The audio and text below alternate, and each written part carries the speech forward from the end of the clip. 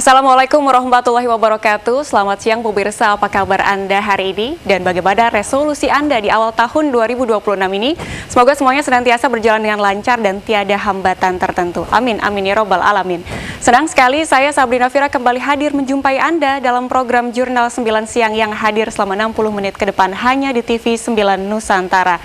Siang hari ini kita akan membahas kembali wacana yang muncul terkait pemilihan kepala daerah oleh DPRD dan bukan lagi dipilih oleh rakyat.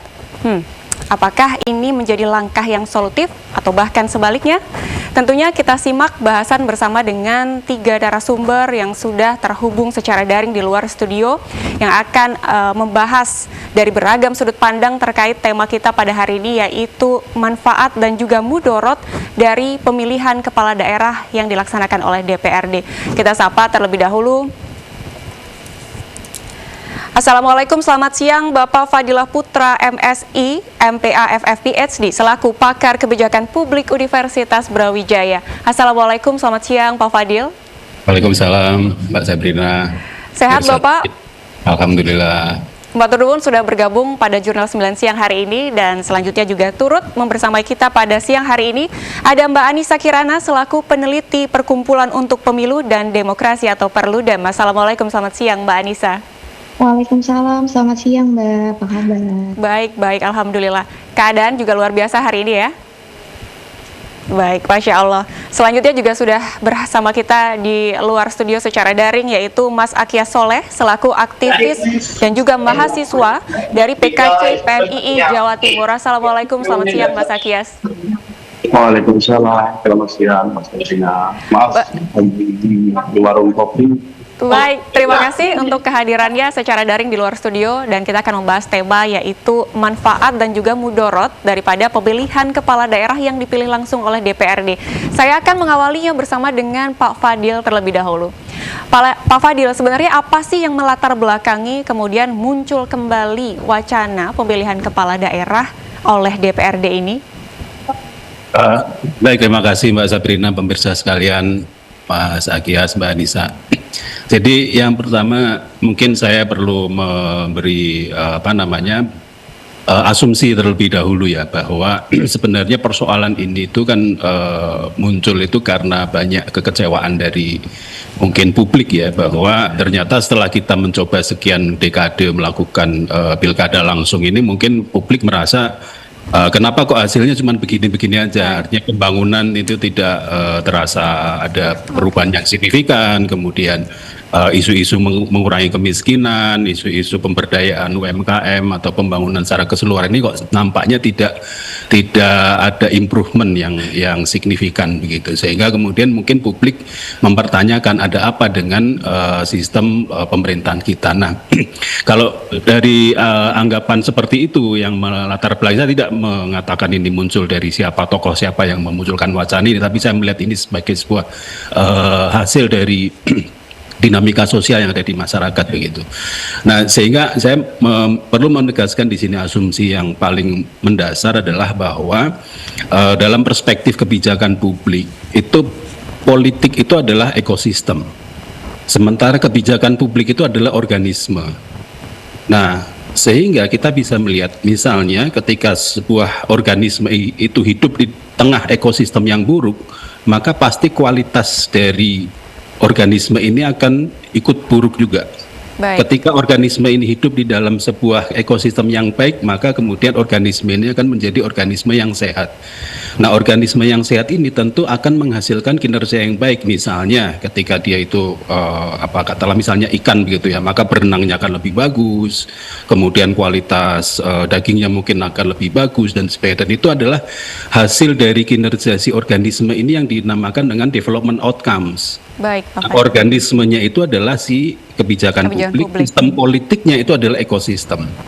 Nah, sehingga pilkada ini apakah dipilih dewan atau tidak dipilih oleh dewan, ini apakah kemudian berkontribusi dalam memperbaiki ekosistem kebijakan publik ini atau tidak? Itu yang menjadi asumsi saya nanti mungkin pada diskusi berikutnya. Tapi menjawab pertanyaan Mbak Sabrina tadi, kenapa kok masalah ini muncul? Menurut saya mungkin dalam perspektif kebijakan publik adalah masalah ini muncul karena ada upaya untuk atau pemikiran untuk bagaimana membuat ekosistem kebijakan publik ini menjadi lebih sehat. Sehingga Baik. kalau ekosistemnya sehat, maka kebijakan publiknya akan baik. Ketika kebijakan publiknya baik, maka dia akan efektif dalam mengurangi kemiskinan, meningkatkan kesejahteraan, perlindungan lingkungan hidup, dan sebagainya. Itu saya kira 3 stage yang menjadi asumsi penting kita, bahwa politik sebagai ekosistem, kebijakan publik sebagai organisme, development outcome sebagai hasil dari organisme yang sehat, yang disebut dengan kebijakan publik tadi. Saya kira itu, Mbak Zabina. Saya akan beralih ke Mbak Anissa. Menarik ini Mbak Anissa. Kalau dari Mbak Anissa sendiri begitu ya, sebagai peneliti dalam hal ini, kemudian hasil dari wacana ini lahir dari evaluasi kebijakan kah, atau hanya manuver politik dari elit-elit tertentu? Bagaimana Mbak Anissa menyikapi hal tersebut? Iya Mbak, kalau misalkan kita lihat dari munculnya narasi terkait pilkada tidak langsung, ini kita bisa lihat ya, munculnya sebenarnya setelah 2024, pilkada 2024 berlangsung gitu ya. Nah itu memang kalau kita lihat banyak sekali, atau hanya partai politik Golkar gitu ya, yang kemudian menarasikan terkait pilkada tidak langsung. Itu memang kalau kita lihat bahwa yang terus memajukan narasi ini itu memang partai Golkar seperti itu. Kemudian di akhir 2025 pilkada tidak langsung ini narasinya lagi-lagi gitu ya dikemukakan oleh Ketua Umum Golkar gitu ya, Kata Bahlil gitu ya, yang kemudian dikemukakan saat Golkar ulang tahun gitu ya di Desember kemarin. Lalu kemudian juga diikuti oleh Presiden Prabowo Subianto dan juga partai politik lainnya yang kemudian mendukung wacana terkait pilkada tidak langsung ini.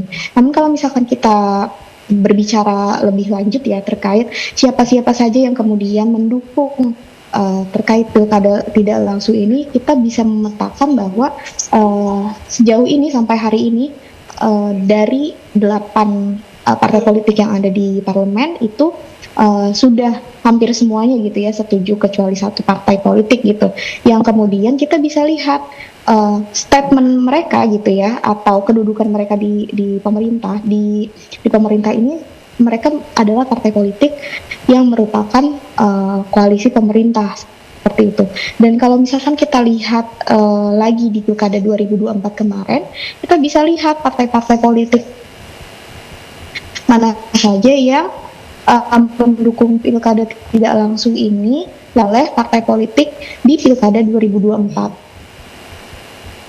Ada motif tersendiri dari partai politik yang kemudian mengusulkan atau mendukung pilkada tidak langsung ini, karena apa, kita bisa lihat koalisi Kim+ gitu ya, sebut saja, atau sekarang Kim++ gitu ya, karena bertambah gitu ya partai politik yang kemudian bergabung gitu ya, itu mereka yang mendukung pilkada tidak langsung. Nah kita juga bisa mencurigai kenapa partai-partai politik pendukung pilkada tidak langsung ini adalah partai politik koalisi Kim+ kemarin seperti itu. Baik. Nah, hal ini juga bisa mengindikasikan bahwa bakalan ada koalisi permanen seperti itu Mbak, yang kemudian akan dilanjutkan jangan-jangan di pilkada selanjutnya seperti itu. Dan ini adalah sebuah bentuk politik dari partai politik yang saat ini, dan mereka ada obsesi untuk kemudian melanjutkan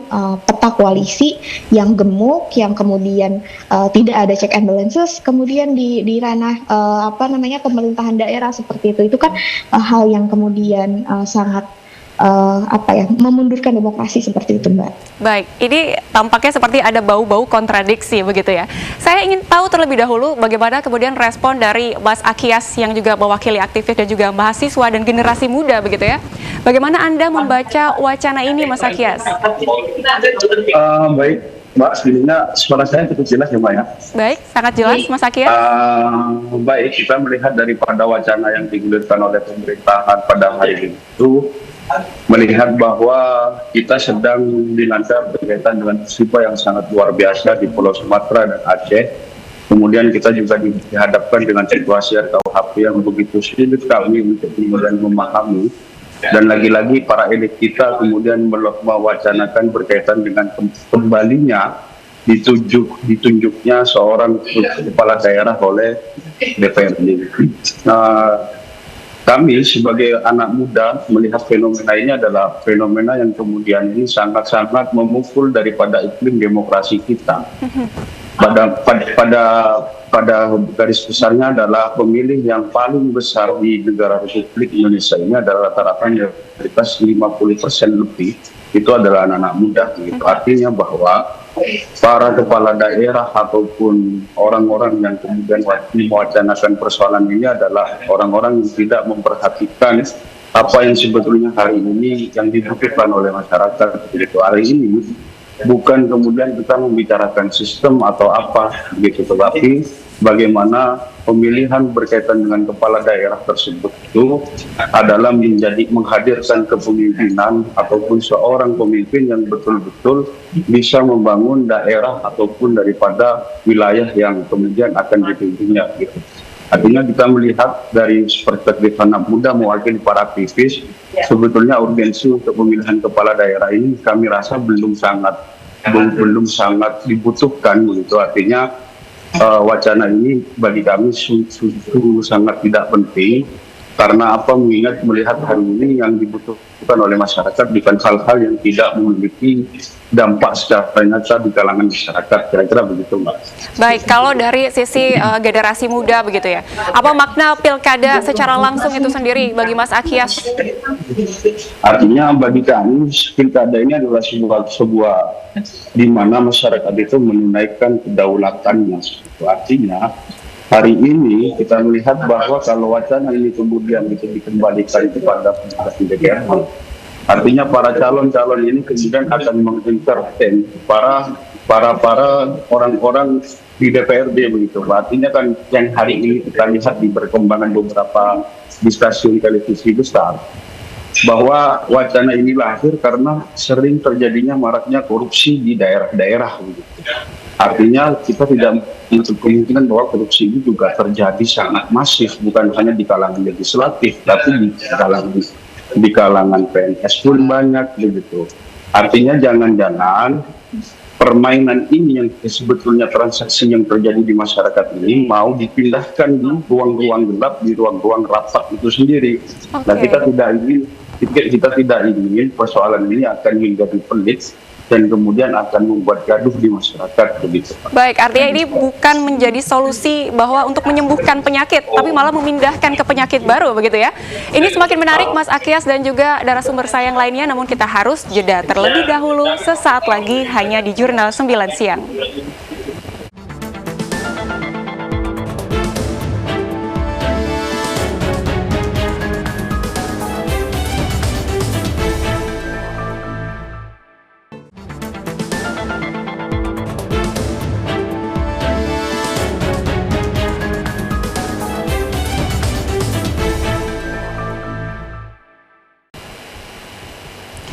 Baik, terima kasih pemirsa, Anda kembali menyaksikan Jurnal 9 Siang masih dengan tema yaitu manfaat dan juga mudorot pemilihan kepala daerah oleh DPRD. Kita lanjutkan kembali, saya akan beralih ke Pak Fadil. Pak Fadil, seperti yang kita tahu bersama bahwa konstitusi kita ini sudah sifatnya absolut begitu, yang mana juga sudah ada Mahkamah Konstitusi yang kemudian menjadi penafsir, penterjemah dari konstitusi kita ini, bahwa segala sesuatunya memang dipilih oleh rakyat. Nah, dengan kemudian timbulnya wacana ini, apakah bukan tidak mungkin artinya kita mengobrak-abrik kembali praktik lama begitu, yang sampai kalau diukur ke saat ini, apakah kemudian itu menjadi efektif begitu? Ya, terima kasih, pertanyaan yang sangat bagus sekali Mbak Sabrina. Jadi begini, ini mungkin inline dengan yang tadi disampaikan oleh Mbak Anissa ya, apakah ini kemudian adalah kemunduran demokrasi, itu saya kira adalah sebuah klaim ya. Kenapa? Karena misalnya kalau kita lihat di US itu mereka hanya memilih city council, sementara city manager itu adalah persoalan yang berbeda. Atau bahkan kalau kita mau melihat negara-negara yang menerapkan model parliamentary system itu bahkan lebih ekstrim lagi ya. Jadi mereka memang bisa mengganti sewaktu-waktu city manager, city leader itu bukan. Jadi persoalan ini sebenarnya adalah kita terlalu berlebihan dalam memposisikan kepala daerah gitu loh, sehingga kita menginginkan figur ini kemudian begitu powerful, padahal kita bisa saja kemudian merombak misalkan undang-undang desentralisasi dan membuat kepala daerah itu adalah pekerjaan yang tidak terlalu sentral begitu ya, sehingga ini tidak terjadi. Jadi persoalan intinya itu adalah kita terlalu memberi kewenangan yang terlalu besar kepada kepala daerah, sehingga dengan kewenangan yang sangat besar itu kita kerepotan untuk mencari bagaimana menentukan siapa yang akan memiliki kewenangan untuk memiliki kesempatannya untuk menjalankan itu. Nah, saya tetap berpegang pada asumsi ekosistem tadi atau teori ekosistem kebijakan publik tadi. Maka sebenarnya yang harus kita tanya itu apakah dipilih dewan atau dipilih oleh rakyat. Itu bukan persoalan mana yang lebih demokratis dan mana yang lebih tidak demokratis. Sebenarnya yang harus kita pikirkan itu adalah dari dua opsi itu kira-kira mana yang bisa menyediakan ekosistem yang lebih baik untuk menghasilkan kebijakan publik yang sehat atau kebijakan publik yang efektif, yang itu diukur dengan ukuran-ukuran yang tentu saja sangat tangible ya, seperti angka kemiskinan, indeks kualitas lingkungan hidup dan sebagainya, yang semuanya itu sudah banyak dipakai dalam dokumen-dokumen perencanaan kita. Saya kira ekosistem ini. Nah, ekosistem yang sehat itu yang seperti apa? Ekosistem yang sehat itu adalah ada tiga.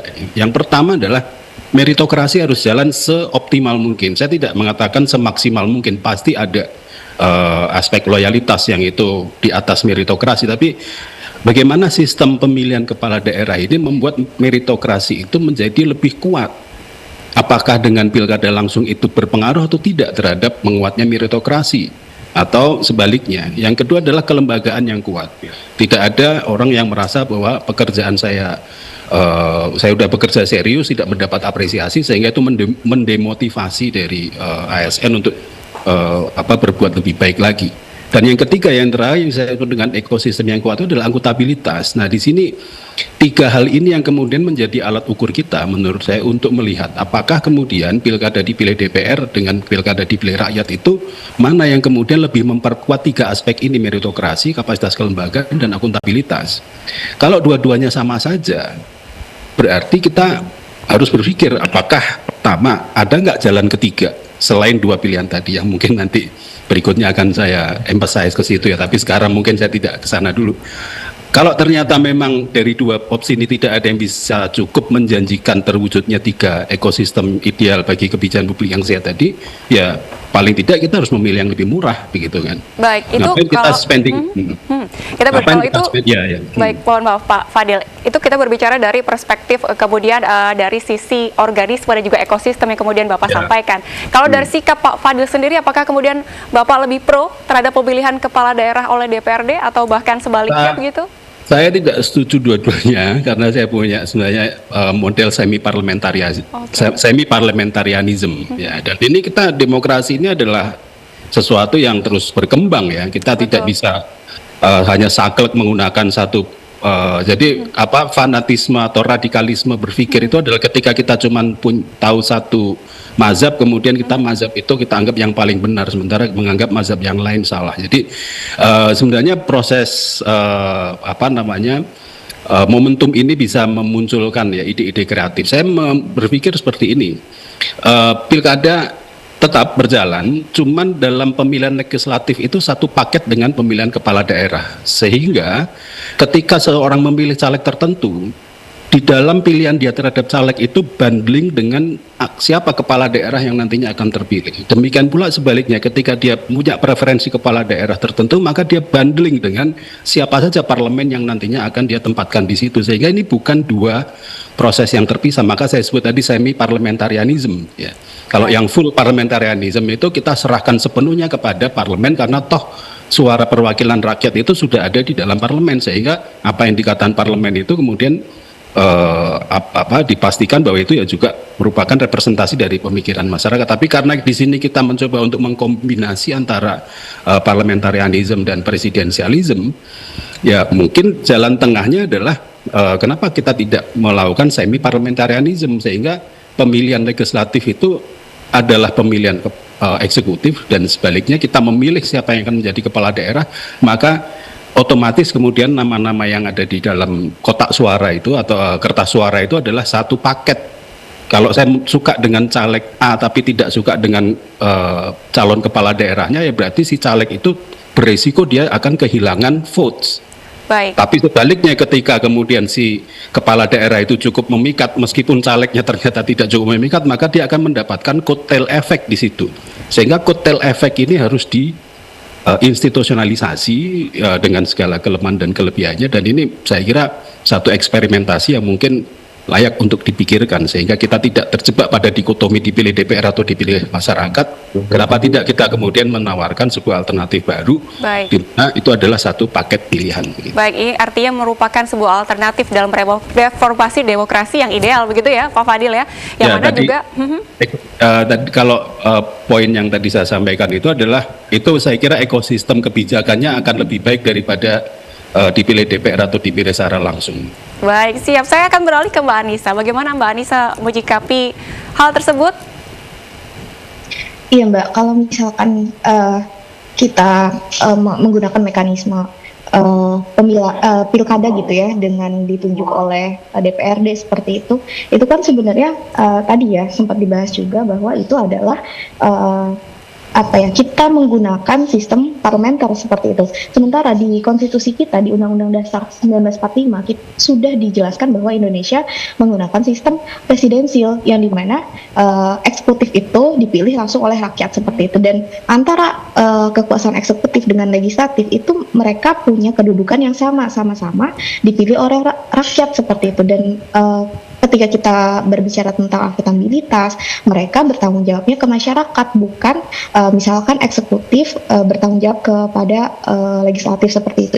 Kalau misalkan kita menggunakan model itu adalah model parlementer seperti itu Mbak. Jadi kalau misalkan di atas presiden dipilih oleh rakyat dan juga DPR dipilih oleh rakyat, itu secara keseluruhan di tingkat daerah juga sama seperti itu Mbak. Jadi eksekutif ataupun kepala daerah itu ya dipilihnya oleh masyarakat gitu ya, dan juga DPRD itu dipilih oleh masyarakat. Jadi antara keduanya powernya sama seperti itu Mbak, dan hubungan keduanya adalah check and balances seperti itu Mbak. Jadi tidak ada satu lembaga yang kemudian bertanggung jawab kepada lembaga satu lagi gitu. Kalau misalkan kita bayangkan ketika DPRD itu memilih eksekutifnya seperti itu ya Mbak, nanti yang ada adalah ketergantungan antara kepala daerah kepada DPRD. Jadi takutnya bukan sama masyarakat lagi, bukan sama rakyat lagi, tapi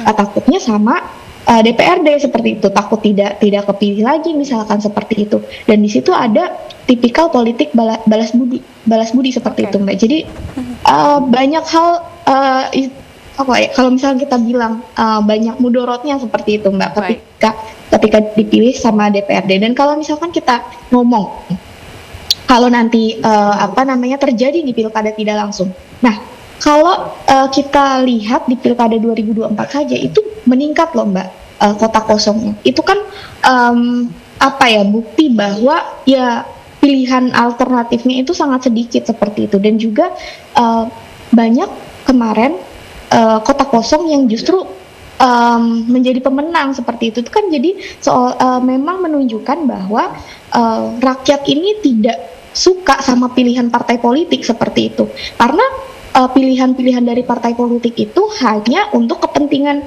partai politiknya, bukan dari masyarakat gitu ya, bukan aspirasi masyarakat seperti itu Mbak. Dan kalau kita lihat sekarang ya, banyak sekali case-case yang kemudian masyarakat ini mengadunya di sosial media, bukan ke Dewan Perwakilan Rakyatnya seperti itu. Jadi aspirasi siapa yang kemudian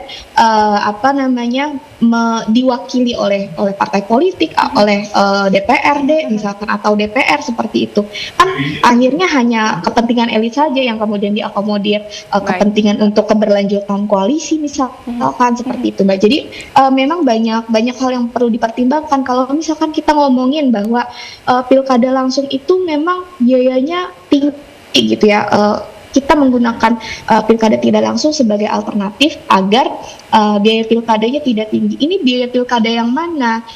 Apakah biaya penyelenggaraan misalkan, atau ongkos politiknya, biaya politiknya seperti itu kan tidak dijelaskan secara eksplisit seperti itu ya oleh teman-teman partai politik yang kemudian mendorong pilkada tidak langsung. Kalau misalkan kita bisa bedah lagi ya biaya penyelenggaraan itu bisa kok banyak hal yang bisa diefisiensikan gitu ya dari proses penyelenggaraan pemilu misalkan seperti. Dan kalau misalkan ngomongin tentang ongkos politik seperti itu Mbak, itu kan sebenarnya mereka kalau kita lihat dari laporan dana kampanyenya saja itu tidak sampai melebihi batas dari threshold pengeluaran dana kampanye. Itu dia Mbak Anissa, itu menjadi tanda gitu tanya begitu ya. Bahkan dari dana kampanye itu sendiri normal begitu. Lantas seperti apa ini? Begitu. Baik. Nah, Mbak makanya Anissa, kan banyak sekali biaya-biaya yang ternyata tidak dilaporkan seperti itu. Betul. Nah,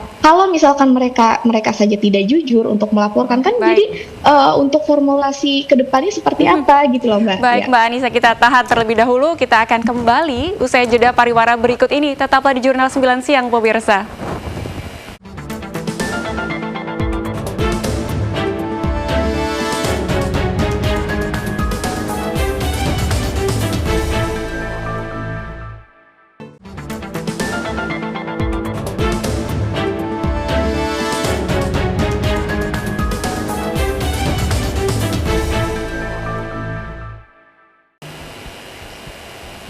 Baik, terima kasih pemirsa, Anda masih menyaksikan Jurnal 9 Siang, masih dengan tema yaitu manfaat dan juga mudorot pemilihan kepala daerah oleh DPRD, dan akan kita lanjutkan kembali bersama dengan 3 narasumber saya yang sudah terhubung secara daring di luar studio. Kalau di segmen sebelumnya kita menyimak bahasan yang luar biasa dari Pak Fadil dan juga Mbak Anissa begitu ya, bahwa ada indikasi nantinya yang dikhawatirkan politik transaksional yang tidak diinginkan, bahkan ada kemungkinan legitimasi, melemahkan legitimasi daripada kepala daerah dalam demokrasi lokal begitu ya. Saya juga ingin penasaran gitu ya kepada Mas Akyas di sini, dari sudut pandang Mas Akyas sebagai seorang aktivis dan juga generasi muda, mahasiswa begitu ya.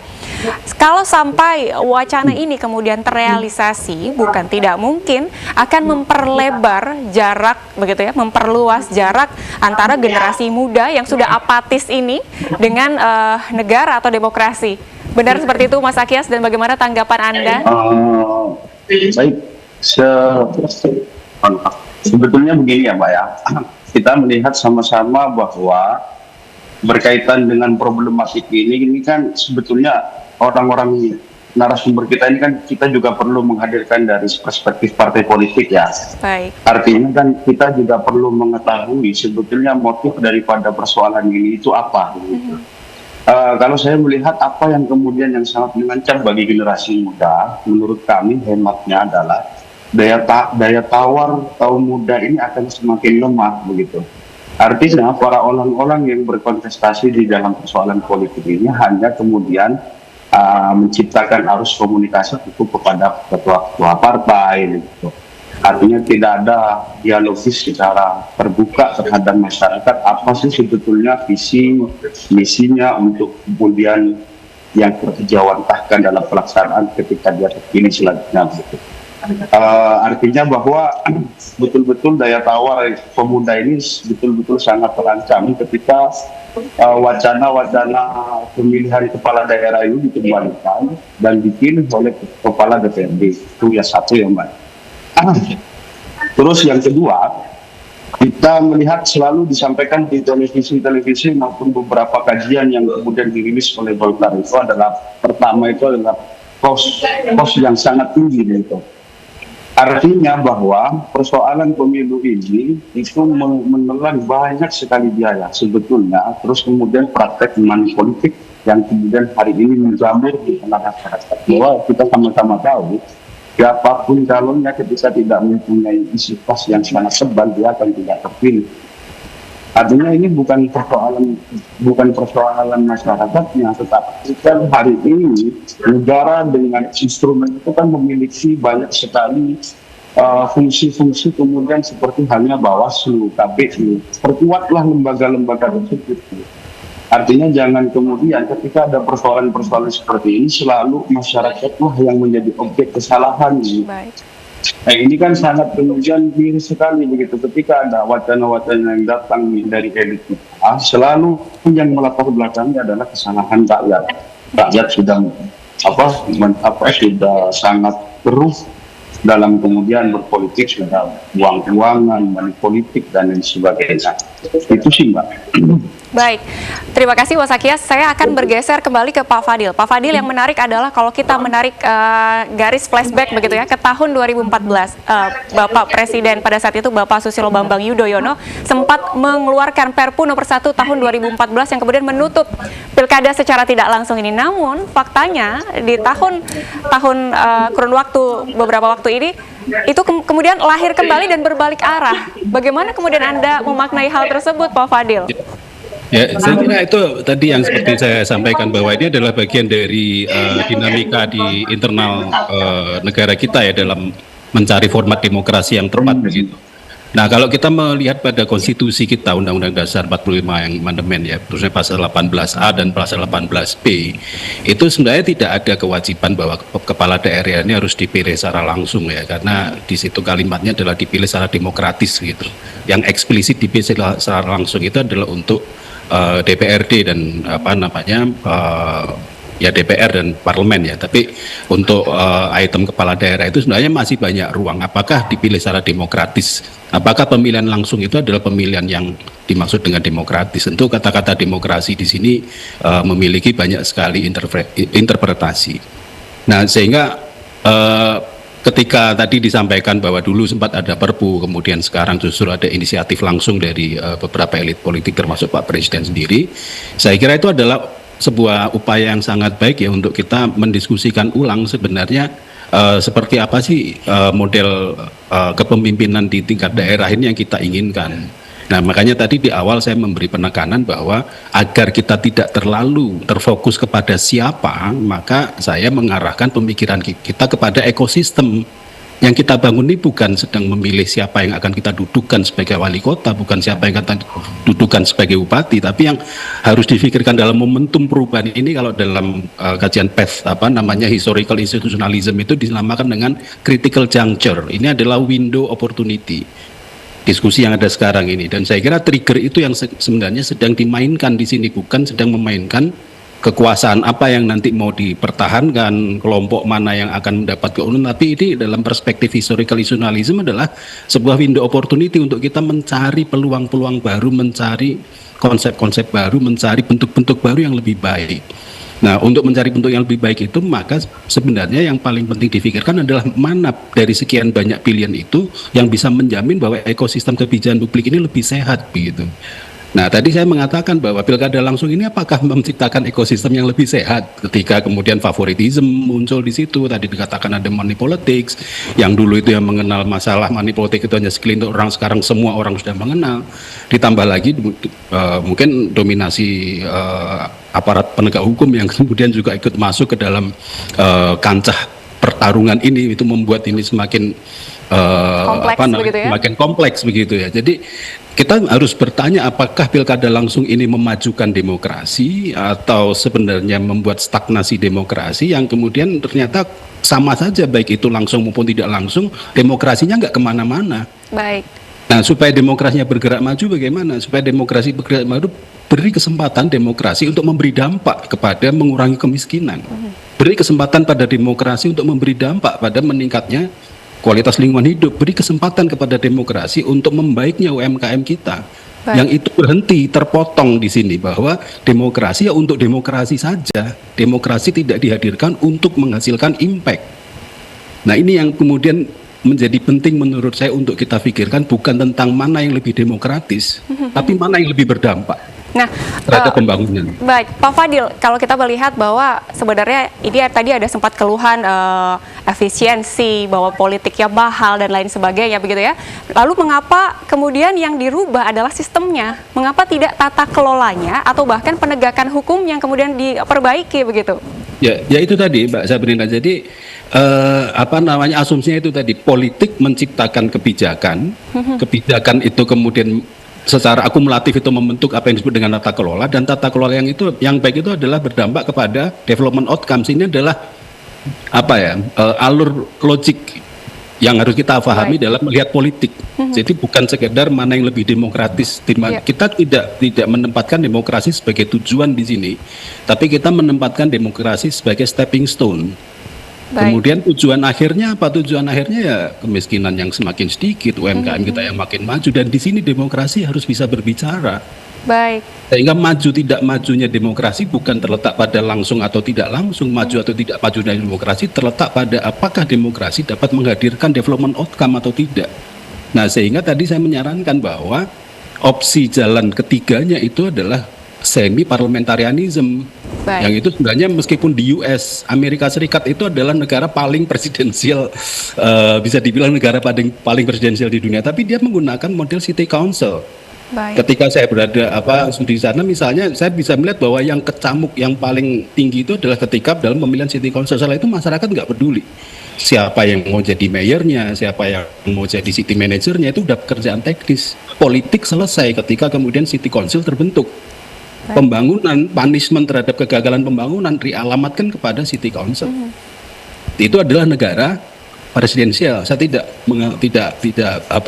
kebingungan dalam membedakan mana yang presidensial, mana yang parlementer, tapi yaitu tadi bahwa ini terjadi semacam merging, kemudian terjadi dialog antar paradigm, kemudian terjadi mixing paradigm, dan itu saya kira persoalan yang masih terbuka secara konstitusi kita.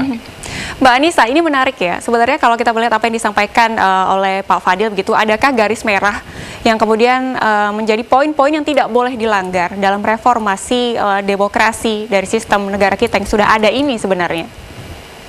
Iya, sebenarnya saya masih berpijakan gitu ya bahwa tetap masyarakat ini yang sekarang hanya bisa diusahakan itu ya, kalau misalnya kita ngomong tentang konsep demokrasi gitu ya, kan ada demokrasi yang substansial, ada yang demokrasi secara prosedural.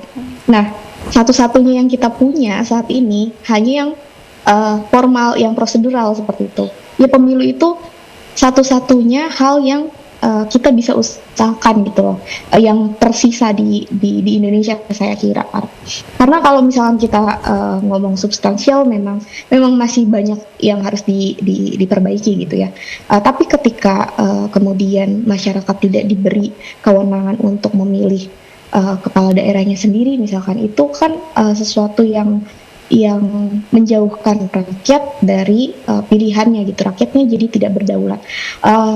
Kalau misalkan tadi Pak Fadil menyebutkan alternatif gitu ya, bahwa kita bisa aja memaketkan antara calon kepala daerah dengan partai politik.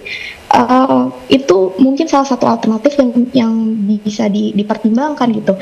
Karena esensinya masyarakat pasti bisa memilih gitu ya. Memilih siapa yang mau dipilih oleh rakyat seperti itu. Tidak serta-merta kita memberikan kewenangan tersebut ke DPRD seperti itu. Itu kan jadi rakyat seolah-olah tidak punya pilihan sama sekali gitu. Jadi itu hanya kompromi-kompromi yang ada di DPRD saja, seperti di elit partai saja seperti itu. Dan kalau misalnya kita ngomongin money politics yang kemudian bisa diatasi oleh pilkada tidak langsung, jangan-jangan money politics ini berpindah ke elit-elit partai saja seperti itu kan, jadi bukan solusi yang tepat seperti itu. Yang kemudian diperlukan untuk kemudian demokrasi ini berdampak adalah perbaikan di partai politik itu sendiri. Bagaimana kemudian partai politik bisa menciptakan kader-kader yang sesuai untuk menjadi calon Betul, daerah, ada tata kelola internalisasi begitu ya Mbak Anissa ya. Baik, ya, Mbak Anissa, kita tahan terlebih dahulu, nanti akan disampaikan di segmen selanjutnya. Mohon maaf, sesaat lagi pemirsa hanya di Jurnal 9 Siang.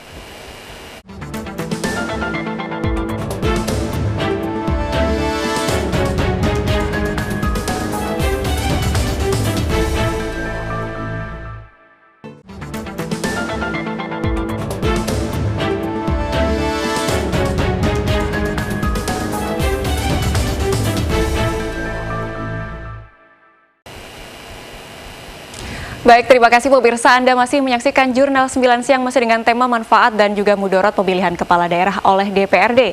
Masih bersama dengan 3 narasumber saya yang sudah terhubung secara daring di luar studio. Kita akan lanjutkan kembali. Kalau sebelumnya ada statement bahwa pentingnya kita menekankan reformasi tata kelola partai, kaderisasi berjenjang terkait adanya kritik-kritik bahwa efisiensi anggaran, dan lagi-lagi mengapa efisiensi anggaran gitu ya yang dipakai. Mungkin Mbak Anissa bisa melanjutkan kembali begitu. Iya Mbak, tadi seperti yang sudah disebutkan bahwa kalau misalkan alasannya adalah efisiensi yang bagian mana nih? Kalau misalkan ngomongin tata kelola pilkada gitu ya, kita bisa melakukan reformasi atau perbaikan gitu ya di tata kelola pilkada, misalkan terkait biaya-biaya yang kemudian besar itu bisa kita lihat lagi, karena kemarin tuh memang besarnya biaya tata kelola pemilu itu adalah biaya terkait logistik misalkan seperti itu, atau terkait misalkan sumber daya seperti itu bisa kita lihat lagi mana yang kemudian bisa kita pangkas seperti itu. Dari misalkan lamanya proses pilkada seperti itu bisa dipersingkat dengan misalkan menggunakan teknologi informasi untuk pemilu seperti itu bisa jadi salah satu inovasi seperti itu. Dan juga kalau misalkan kita ngomongin ongkos politiknya yang mahal gitu, ongkos politik yang seperti apa, misalkan kita lihat dari pengeluaran pilkada kemarin itu kita bisa lihat juga track recordnya dari LKDK gitu ya, laporan akhir dana kampanye seperti apa, itu sesuai kok dengan masih batas normal begitu ya. Iya, seperti itu. Jadi mana yang kemudian dibilang mahal seperti itu. Kalau misalkan ternyata memang banyak misalkan money politik seperti itu kan berarti PR-nya partai politik untuk kemudian kenapa sih tidak melakukan pelembagaan partai politik kepada masyarakat seperti itu, sehingga jangan sampai masyarakat yang kemudian disalah-salahkan gitu. Ada partai politik atau politisi yang bilang bahwa ya pemilihnya yang kemudian maunya dikasih uang baru bisa milih seperti itu. Kan seperti itu kan hukum demand and supply seperti itu yang kemudian dijadikan sebagai alasan, padahal masyarakat ini menerima seperti itu kan dibiasakan oleh calon-calon yang mereka tidak punya kapasitas untuk menjadi calon kepala daerah, tapi mereka dicalonkan seperti itu. Makanya jalan pintasnya adalah dengan melakukan money politik seperti itu. Itu kan hal-hal yang dilakukan oleh partai politik ataupun politisi secara instan seperti itu, yang kemudian pada akhirnya mereka mengeluhkan seperti itu. Gitu ya. Lalu juga misalkan tentang mahar politik seperti itu kan berarti hubungannya adalah dengan politik di internal partai politik itu gitu, yang kemudian harus dilakukan perbaikan seperti itu, Mbak. Bukan tidak mungkin kemudian kepala daerah terpilih oleh DPRD ini menjadi tersandra begitu ya, tertawan oleh kepentingan partai politik. Kalau kita berbicara mengenai bahwa anggaran untuk pilkada langsung memakan biaya yang besar, bagaimana juga dengan pemilihan kepala daerah yang dilakukan oleh DPRD? Kalau tadi disampaikan oleh Mbak Anissa ada mahar politik, apa juga tidak besar begitu ya? Itu menjadi pertanyaan. Saya akan bertanya lagi kepada Mbak Anissa bahwa adakah kemudian negara yang sudah berhasil dengan pola seperti itu begitu? Iya, sebenarnya kalau misalkan saat ini Perludem sedang melakukan kajian yang nantinya akan dipublish gitu ya di hari Kamis, dan salah satu kajiannya adalah perbandingan antara di negara lain yang kemudian menggunakan sistem presidensial gitu ya. Kita menggunakan Korea Selatan misalkan dengan sistem presidensialnya yang kemudian tetap menggunakan pilkada secara langsung dipilih oleh rakyat seperti itu. Dan sementara kalau misalkan kita tadi disebutkan bahwa Amerika Serikat gitu ya menggunakan electoral college, ya memang pada akhirnya masyarakat itu memilih electoral college yang seperti itu, yang kemudian nanti electoral college yang kemudian meneruskan gitu ya. Nah, tapi kita juga bisa melihat bahwa Amerika Serikat itu memang sudah mapan, partai politiknya juga ideologis gitu ya, jelas gitu ya antara misalkan Republikan dengan Demokrat seperti apa. Sementara di Indonesia ini partai politiknya benar-benar pragmatis, tidak ideologi seperti itu ya Mbak. Jadi kita masyarakat ini tidak bisa kemudian memilih partai politiknya berbasis dengan ideologi, tidak seperti di Amerika Serikat misalkan seperti itu. Jadi kebutuhan untuk memilih secara langsung gitu atau memilih partai politik gitu ya, secara langsung gitu ya, ataupun calon kepala daerah secara langsung itu masih dibutuhkan seperti itu. Sehingga masyarakat ini berdaya gitu ya untuk kemudian memilih pemimpinnya seperti itu. Baik, terima kasih Mbak Anissa. Saya akan beralih ke Mas Akyas. Mas Akyas, bagaimana peran serta dari generasi muda untuk mengawal isu ini agar tidak menjadi sesuatu yang merugikan demokrasi dalam negara Republik Indonesia begitu? Baik Mbak, menurut hemat saya dan teman-teman, artinya bahwa berkaitan dengan hal setiap kebijakan itu, alangkah lebih baiknya itu lebih besar partisipasi publiknya. Bagaimana keterlibatan civil society ketika membahas berkaitan dengan wacana-wacana yang kemudian hadir di tengah-tengah kita. Artinya bahwa kita melihat bahwa persoalan ini penuh dengan kontra dan pro.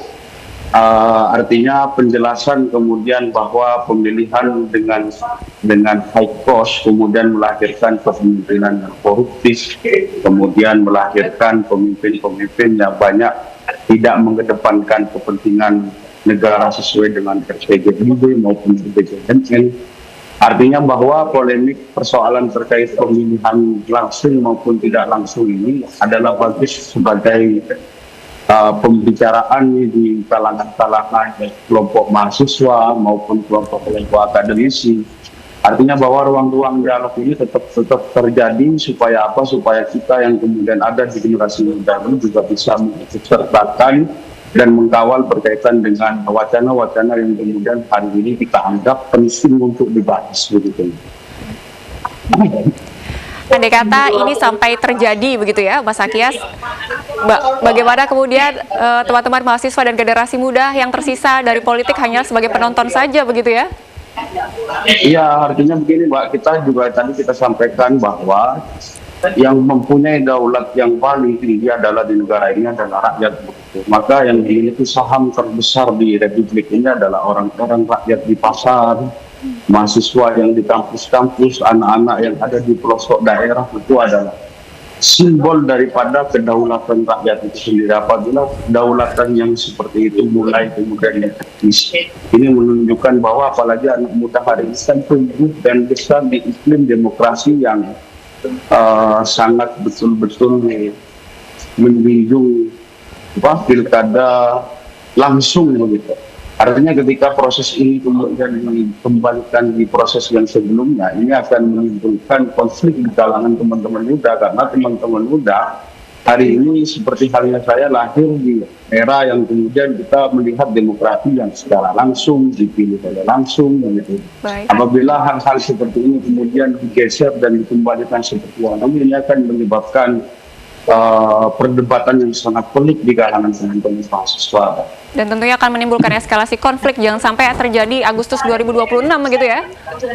Betul Mbak, artinya konsolidasi secara nasional ini harus segera betul-betul dilaksanakan. Apabila kita melihat situasi hari ini, kita melihat bahwa wacana tersebut belum sampai terdaftar di Prolegnas dan lain sebagainya. Artinya ini adalah momentum untuk kita membuka ruang percakapan publik yang sangat besar.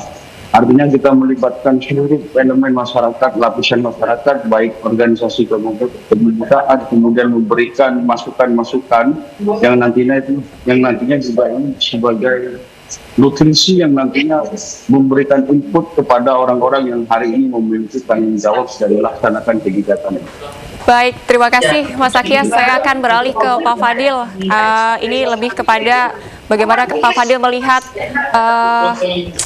kira-kira konsekuensinya apabila ini sampai terjadi 5-10 tahun ke depan terhadap kualitas kepemimpinan dan juga akuntabilitas daripada demokrasi di Indonesia begitu. Ya, saya kira pertanyaan ini memang pertanyaan yang penting ya, bagaimana ke depan implikasinya. Jadi yang menurut saya pertama yang penting adalah sebenarnya kita di sini harus menegaskan sebenarnya negara Indonesia ini negara apa gitu. Kalau tadi kita sudah mempersoalkan tentang apakah kita ini negara presidensial atau parliamentarianism gitu kan. Tapi yang harus diingat juga bahwa kita ini adalah negara unitarianism, bukan negara federal. Sehingga kita ini adalah negara semi sebenarnya. Presidensialnya juga semi, kemudian unitarianismnya juga tidak sepenuhnya dengan adanya pilkada langsung ini menurut saya melemahkan identitas kita sebagai negara unitarianism, di mana kemudian keragaman orientasi politik, keragaman orientasi ini agak suaranya agak ini ya mungkin mungkin untuk baik Pak Akyas, ini karena minimnya waktu begitu ya, boleh mungkin saya akhiri. Matur nuwun sangat kepada Mas Akyas, Pak Fadil dan juga Mbak Anissa terkait partisipasinya dalam Jurnal 9 Siang hari ini. Luar biasa sekali bahasan terkait tema manfaat dan juga mudarat pemilihan kepala daerah oleh DPRD pada siang hari ini dalam Jurnal 9 Siang. Matur nuwun sangat, sehat dan sukses selalu. Jangan sampai begitu ya, jangan sampai demokrasi dikerdilkan atas alasan yang mengabaikan kedaulatan rakyat. Kita sepakat begitu ya, Bapak dan juga Mbak Anissa dan juga Mas Akyas. Akhir kata pemirsa, tidak terasa kita sudah berada di penghujung acara. Terima kasih atas perhatian Anda. Saya mewakili seluruh kru yang bertugas pada siang hari ini undur diri. Akhir kata, wallahul muwafiq ila aqwamit thoriq. Wassalamualaikum warahmatullahi wabarakatuh.